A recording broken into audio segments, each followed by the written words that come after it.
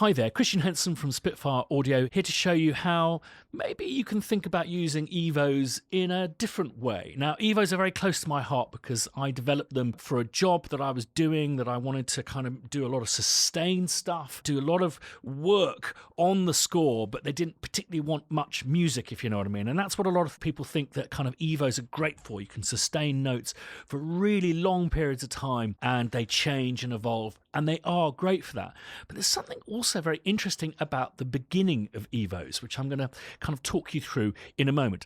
So I've prepared a very simple contextual for you today. It's going to be a very quick video. If you've not seen this already, I've basically been doing this kind of series on how to do orchestral programming. So if you want to see how I made up the backing track, just go to the video linked above and below. It's basically a combination of Albion ones and our symphonic range, both of brass, strings, woodwinds, and also some percussion. So I'm going to run the track down without any Evos so you can hear it just kind of plain, and then I'll talk you through how and why I put some Evos on.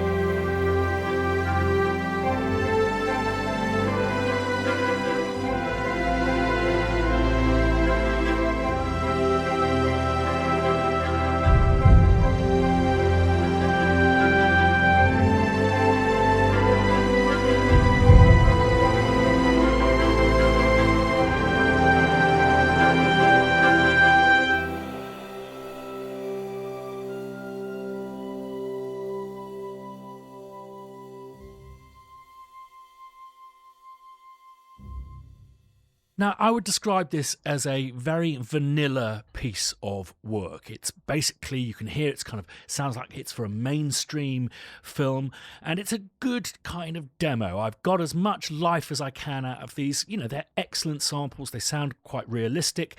But for me, it's not just the sound of them, it's how they make you feel. And often what I would do I don't know, the word I would use is inject a bit of life and humanity in them, is I would often find maybe some tremolandi strings and add those in just so there's a bit of patina within the strings that's less kind of predictable, less, dare I say it, synthy.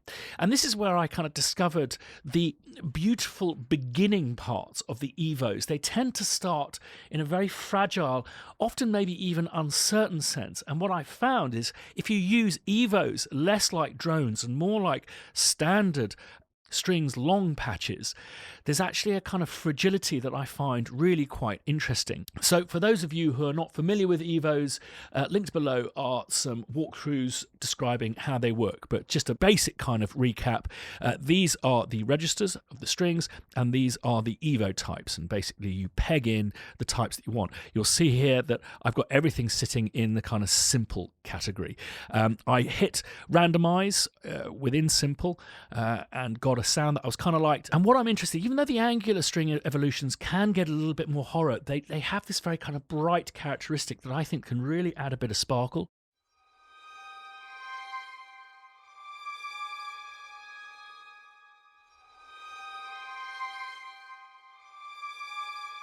So I'm not using the evolving element at all. It's just these very interesting beginnings. And I've actually added in this part at the beginning.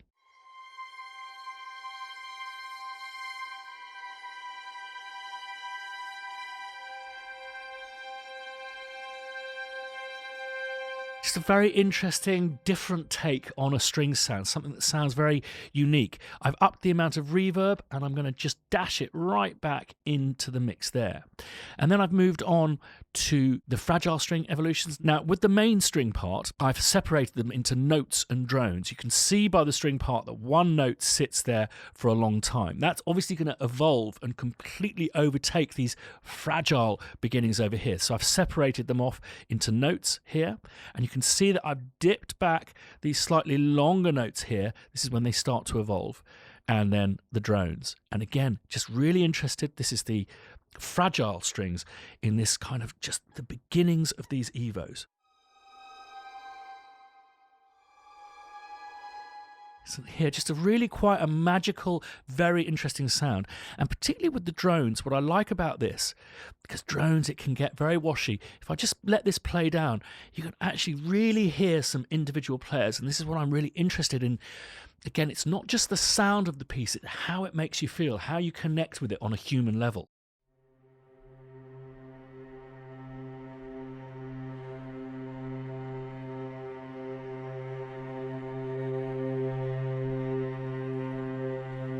You can really hear the individual players, which I really enjoy. So basically, I've just simply copied down the parts from above into these sections down here, and all I've accounted for is where maybe these slightly longer notes really start building a little bit too much for my liking, peeking out a little bit. You can see here I've really ducked that back, so a little bit of post-production there. They don't work quite the same as normal strings longs.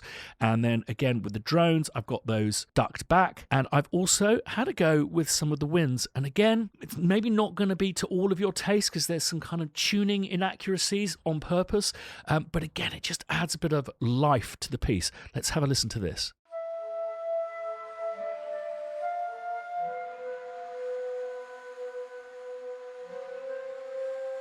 We put the winds on top of those, the original ones.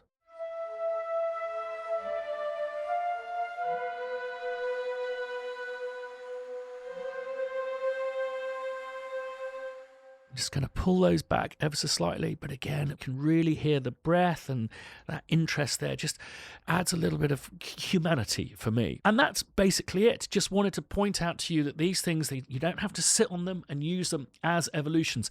They're incredibly interestingly orchestrated string tones that can be used either on their own or as part of a slightly more conventional arrangement to add in interest, humanity, something special. A bit of sparkle, a bit of life, and a bit of, I don't know, originality.